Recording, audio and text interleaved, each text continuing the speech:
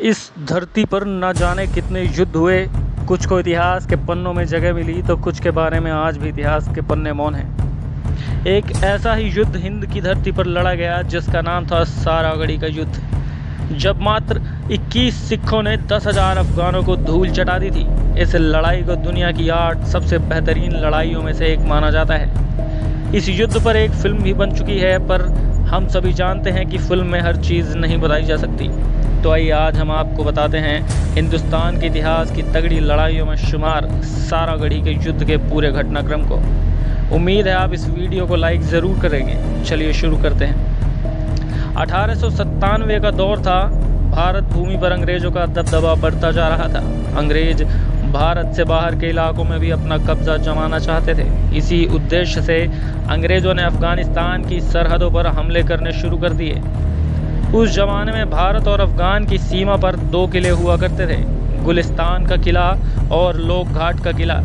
इनमें से लोक घाट का किला बड़े अंग्रेज अधिकारियों के लिए था, जहां पर बड़ी अंग्रेजी फौजें तैनात रहती थी, जबकि गुलिस्तान का किला अंग्रेज सेना के भारतीय सिपाहियों के लिए था, जहां पर सिर्फ 21 सिख सैनिक तैनात थे।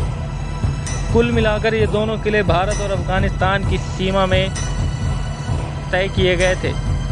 ये वो वक्त था जब अफ़गान हमलावर आए दिन अखंड भारत की सीमाओं पर हमला करते रहते थे, जिसके जवाब में अंग्रेज़ भी अफ़गानिस्तान पर हमला बोल देते। इस कारण अफ़गानी कबीले अंग्रेज़ों के खिलाफ खड़े हो गए और वक्त के साथ ये कबीले एक बड़ी सेना में तब्दील हो गए। इस वक्त अफ़गानी कबीले बदला लेने की सोच रहे थे।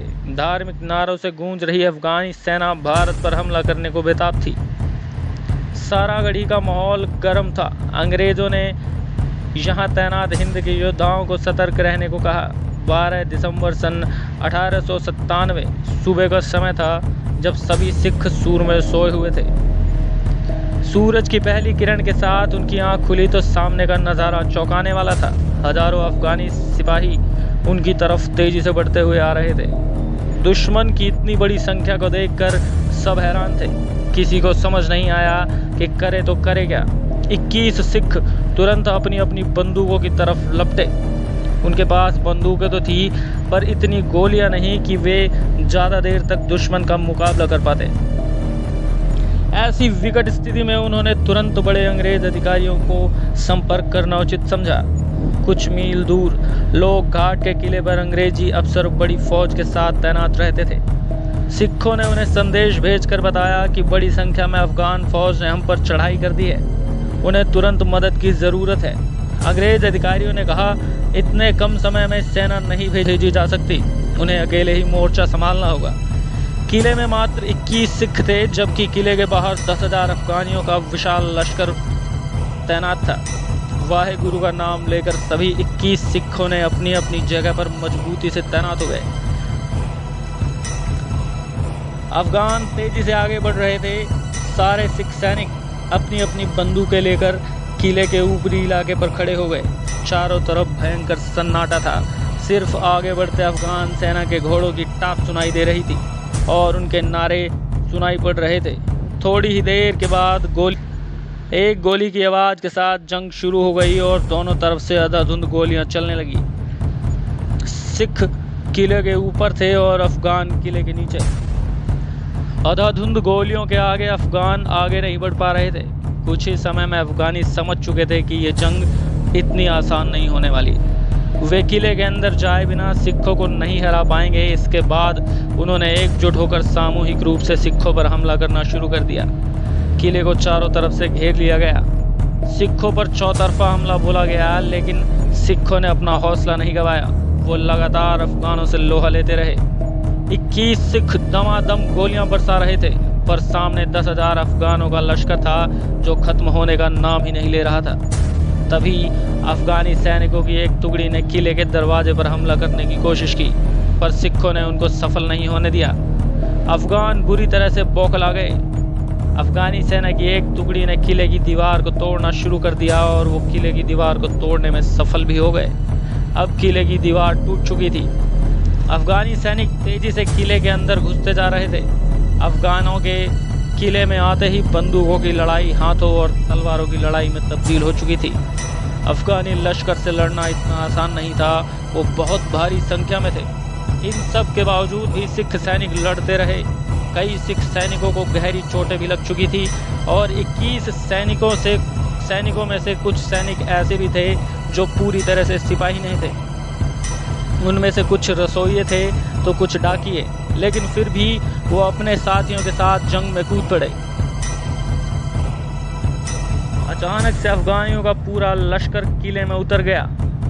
आधे सिख वीर गति को प्राप्त हो चुके थे और आधे लड़ने मरने का खेल खेल रहे थे, पर धीरे धीरे सिख योद्धाओं का मनोबल टूटने लगा।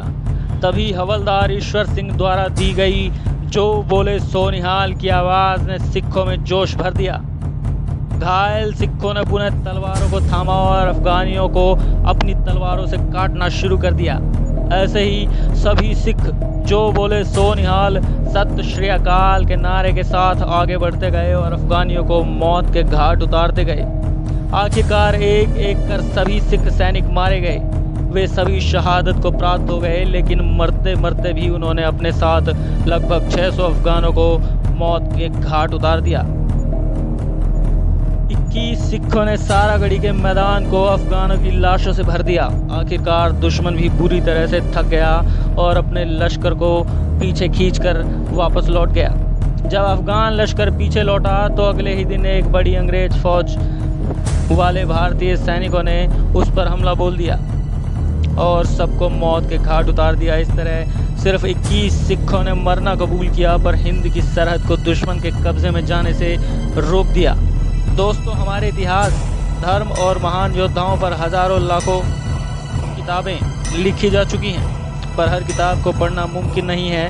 तो ऐसे में आप भी ज़माने के साथ चलिए, किताबों को पढ़िए नहीं, हमारी इन वीडियोज़ के माध्यम से उन्हें समझने का प्रयास कीजिए। मान लीजिए आपको किसी भी महान योद्धा के बारे में जानना है या उनकी वीर गाथाएँ सुननी है, तो आप हमारे चैनल के माध्यम से उनके बारे में उनका पूरा इतिहास जान सकते हैं।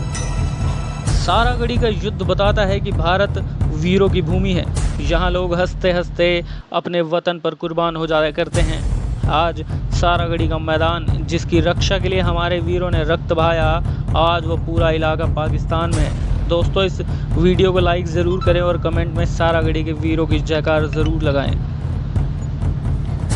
दोस्तों, इस वीडियो को लाइक ज़रूर करें और कमेंट में सारागढ़ी के वीरों की जयकार ज़रूर लगाएं।